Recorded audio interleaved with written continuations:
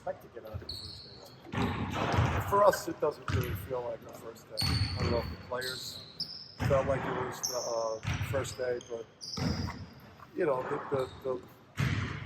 the level of this sport that we play this sport at, you know, it's got to be an all year round commitment. I mean, we've been practicing for the summer. We just haven't had the 20 hours a week. But, you know, we went really hard this summer. We've got really hard in the preseason. Our practices have resembled much more of a practice than an off season. But again, the margins that that our games are played at, you know, we've been going hard for since June. Dan, you didn't have this last summer because obviously because of COVID. So what benefits have you seen just getting back to your routine? Yeah, I feel like we, for us, I just feel like the amount of effort that we put into the all year round effort to develop our players and to maximize every second that we can spend with them. It gives us a greater advantage, hopefully, going into the year. Other programs over other programs that don't quite do as much as we do all year round. So obviously, we lost that advantage last year with COVID kind of not allowing that. So we feel like we have a head start on our competition. It sounds like quite a few guys have gotten better. Who's really impressed you since June? Anybody really come a long ways? You know what? I think this is like a really deep team. I mean, you feel like there's 10 guys that are vying for anything from potentially a starting role to almost anywhere from 6 through 10 off the bench. So the competition in here is fierce. The roles right now, I don't know that that anyone's role is guaranteed beyond maybe a couple guys in terms of sure thing, going to be a starter and going to be a focal point guy. I mean, the beauty of this group is the depth, but these next really 3 to 4 weeks of practice into the close scrimmages are going to determine roles to start the year, and then those may even evolve based on players, young guys coming along or what have you. Dan, you spent the first couple years instilling a culture, building the foundation. Where are you now? Putting up the drywall? Is the house finished? Yeah, no, we feel like the culture in terms of how we prepare is there. These guys understand how to practice. I think the most important thing with the group, though, is just the confidence that where we had to win games down the stretch of the season. We were in a series of must-win games to get it to be an NCAA at-large team.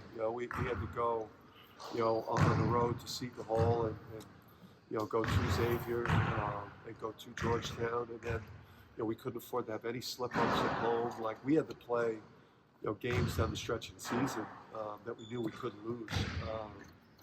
So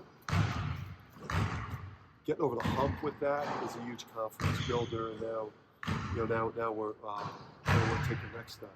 How do you feel like about the schedule now that's out there and kind of how it's set up and everything? The league, the schedule, just overall your overall schedule. Yeah, I mean, it's I don't really get into that. I just did like the fact that we play 4 games.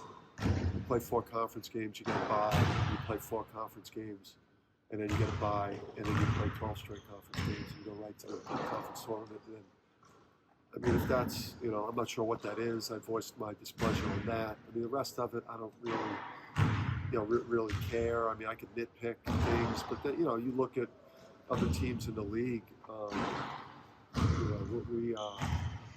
I think we did a good job for the league last year. We throwing really 3 teams with at-large resumes last year. We were 1 of 3, so we did a lot for the league last year, coming in and bringing an extra bid from the American into the Big East. Put a guy in the lottery, which is obviously good for the league and good for the brand. That bothered me a lot. But there's nothing that happens. Speaking of the missing man, Book Night, how do you think it's going to play out? How's he going to replace his 20 crunch time points and the way he can score and flourish? Do you think that Book Night Oh, He yeah, was here last James. year. Yeah, he was on the team last year. Yeah, I mean, well, we've got to be a top 15, top 10, top 15 team defensively in the country. We've got to be one of the best rebounding teams in the country. You know, we feel like there's multiple guys that could give us 15 or more on a night. You know, just like our depth, our balance on offense. You know, the amount of guys that can beat you on a given night has got to, you know, has got to replace the dynamic, you know, James. And you know, I don't see that as being a problem because we return so many guys and we've got some talented new guys. And Adama last year, obviously a very good freshman year. Foul trouble being one of the issues. How does he get better at that? How do you work on that in practice to try to get him to avoid getting into those situations? Yeah, I mean you put him you put him out in space more, you know, and working him on his technique and his fundamentals of the defensive stance and being less handsy. You know, just less handsy. He's moving his feet on the perimeter. But you know, he's like burgeoning great player and a guy that he looks so good right now. I mean, he's been our best player. He's usually our best player, and you know, I don't. You know, he's going to see a lot of help. He's going to see a lot of double teams. You know, he's got to work really, really hard on his ability to pass the ball out. But that's a man on a mission right there. He's a special guy. And similar to that, just with Andre, obviously he needs to work on his shooting. Is that individual instruction, repetition? How do you work on that? Yeah, I mean, if he takes the right type of threes, you know, Andre will. I think he'll make enough for people to have to respect him. But there's like 5, 6, 7 other things that this guy can do at such an elite level that you know that the shooting kind of gets overstated. So he should be one of the best perimeter defenders in the country, an absolute elite. And he should be a playmaker at the defensive end, like getting passing lanes, like big time blocks, transition game offensively. You know, when this guy gets in the open court, you know, they can't load the paint against him. Offensive rebounder, I mean, elite level stuff. As a guy that can drive the ball, get downhill, and see the floor and finish big at the rim. I mean, there's so many things this guy can do if he just sticks to the script and how he needs to play. And that's really the biggest thing right now is like shoot, catch and shoot rhythm threes, and then stick to the script of these other things that you could do elite level. How Do you have important a is it plan to in mind define? yet Go for ahead. Floyd? What's that? Do you have a plan in mind yet for Floyd? Is it going to be Yeah, I mean, what you're saying? yeah, I mean, our plan coming in here is, you know, I think Corey's obviously he's a baller, and he's very advanced in terms of his approach. He's very professional and he's very serious. So like he's kind of blown us all away with how mature he's been in practice. But he's, you know, obviously this is a big learning year for him, and we're going to lose a number of older players, and you know we want to put him in a position by the end of this year that you know we feel like he can really help us the following year. Is that how you feel about all 4 of the freshmen? You want to get them, you know, real reps during this season, so next year when we lose all these guys, you're going to have guys step in. Yeah, I mean, like, you know, Rasul's in the blender every day. He's playing against a 5th-year senior and a 3rd-year junior that have both played major minutes. So Rasul's probably had the toughest time of the three freshmen. You know, Sampson, the sky's the limit for him. I mean, his potential is, he's got wall potential. I don't want to put too much pressure on the young man, but he's got wall potential over there. You know, and Jordan as well, just the flash of talent. There's obviously these guys are lost defensively, and have got a lot of like the toughness things they've got to get better at in order for us to play them as much as they want to play. But those 2 guys in particular, that talent level, Jordan and Sampson, it's significant. And from the outside looking in, it looks like you have a lot of interchangeable parts, 3, 4, 5 guys who can switch positions. And what does that do for you? Do you see it that way? And what does that do for you as a coach in terms of being able to put different defenses, different offenses? Yeah, I mean, you've got at least 4 front court guys to play the 4 and 5. You know, guys that have put enough quality out there in Adama, Isaiah, Cook, and Sampson. I mean, it's hard to get on the court, front court if we play it bigger. And then to have guys like Tyler or Tyrese that you could play smaller with at the 4, and still have guys like, Andre or Jordan, like bigger 6'5", 6'6" guys to even when you're playing small, you're still 6'6", 6'7", 6'6", and then a big. So, there's a lot of pressure on these guys on a daily basis to bring value to the court to help us win or to play the role that we need them to play because there's a guy right next to them or behind them that wants those minutes. So, it puts me in a great spot. To say it must be good for a coach. Yeah, this is like a far cry from from when you first get here and you feel handcuffed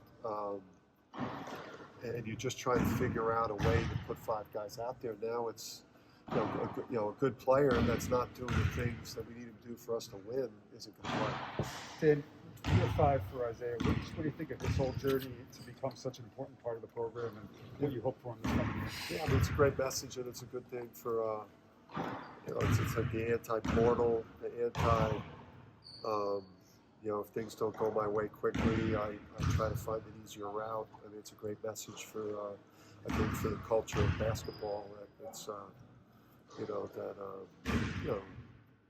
you do more damage to your future when you just run from challenges and refuse to take a look in the mirror and work on your deficiencies. Isaiah worked on his deficiencies. He made himself invaluable.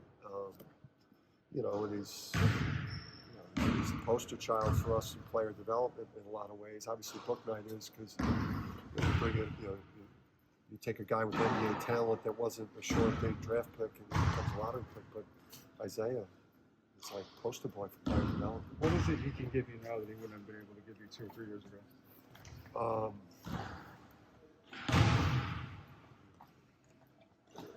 Pretty much everything. Just obviously he's a weapon in ball screen defense. He's an underrated passer. His basketball IQ and like game management is very, very good. The only thing that we need him to do is to make 33% from 3 and shoot 3 of them or something. If he could do that, it'd be a dream come true because he gives you great positional versatility. He's a guy when you're playing bigger at the 4 with Adama, you can pass it and hopefully shoot it well enough for you to play that way. And then when Adama's out, like he's a great 5-man too, like a smaller 5 that like is really good at that spot too. So he's got unbelievable value. Is a Cook still a mystery at this point, or do you know what you have with him? No, he's these guys, like the Jalen and Cook and like the program and the team is so you're different than the team their freshman year, where we were struggling to win and find an identity. Now like these guys come into an environment every day where there's nothing but quality up and down the roster, as opposed to like that that first year where guys played like his first year he started because he's really good, but also kind of by default because there wasn't a whole lot of places we could go at that point. So Cook is he's a guy that brings a ton of value as a defender, a rim protector. But we need our 4 men to make threes this year. We need those guys to be a threat. And then if they're not necessarily a threat from the 3-point line, then we have to absolutely devastate people in the paint, on the offensive glass, or being able to throw it inside. So the challenge with guys like Isaiah or Cook, Sampson, like Richie, guys that play 4 is that they can't really kill our spacing when we do play bigger. They've got to be able to give us some things out behind the line, or they've got to be just devastating when we play 2 bigs. Anything particularly you want to work on this preseason? Or just keep advancing the program? Yeah, we're trying to get better. I think with our running game. But the funny thing about transition is, when you play Creighton, not every team sends guys to the offensive glass. So like when you play Creighton in the semis, and they send one guy to the offensive glass and can fall back in transition, it's hard to get out and be devastating in transition. So But that's important for this group, though. We are very athletic. It plays to the strengths of our wings. So transition game, but really, we need to be an elite defensive team. We need to be an elite rebounding team. We need to be a top 15. We got to go from top 30 in defense to top 15. We've got to go and become a top 10 rebounding team in the country and absolutely devastate people at the defensive end and on the backboard. And then we're going to play through our best players. Obviously, Adama's one of them. You expect RJ to be one of them. And obviously guys like Tyrese, but we're going to play through Adama. Right now he's our best player. Is that something new for you, at least at the collegiate level, to play through a big man like Yeah, that? this brings me back to high school. Samardo Samuels, Tristan Thompson, Greg Echenike days. I think that was like one team I had where Tristan played the three. He's been like a center in the NBA, so that's how loaded we were in high school. But yeah, I mean, obviously at Wagner, it's hard to recruit those big time interior guys. But at Rhode Island, Hassan Martin, was the best big guy in Atlantic 10. He was an absolute ass kicker outside of that league. So and he was, our best player, if not one of the two top guys there. But no, Adama's like, when you see what the guy does daily, he's a special player. Has RJ evolved through the summer and stuff? I mean, you see a difference in confidence-wise or anything else? Yeah, I mean, he's more accomplished, but like I got on, some of the older guys today. I didn't like them. I didn't love. Maybe because we've practiced so hard since the summer that it didn't feel like the first day of practice for them. Because we go so hard. Because again, the margins that we play at are so. It's just so damn competitive. There's no separation between the 20th ranked team in the country and maybe the 70th ranked team. So we have to be, on our shit every day to win by 2 on the road. So I got on the older guys today because I didn't think they had enough pop. And, RJ was one of those guys.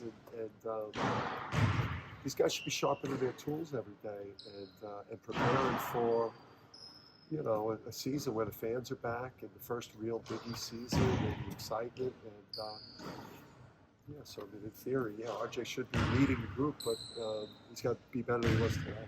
I love this part too. I love the build up. I love the grind, the practice. I love this whole process too. People have to earn their roles, not just expect it to be handed to them. How about expectations? You're going to have some this year. People think you're going to be good. Yeah. Do you like that? You No, like to sneak no. up on people?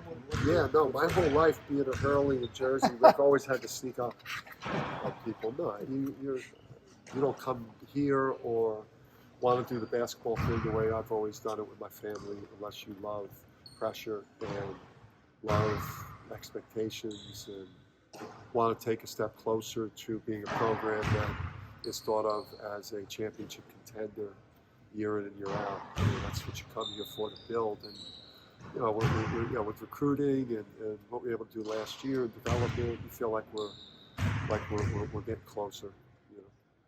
Close enough to achieve that this year at some point, or is it too early to tell? I mean, it's early. It's like you feel, obviously you bring back so many veteran players, and you feel like you have some talented freshmen that, especially later in the year, are going to really bring some components to another talent infusion. I mean, you look at teams that make runs in the NCAA tournament last year. I mean, I know it was not your typical year, but there was teams that were play-in games, or Oregon State, who led to win the conference tournament to get in, and then the Elite 8 team, or UCLA was, I think they were down 12 to 14 in the play-in game, and they were in the Final Four. So, I mean,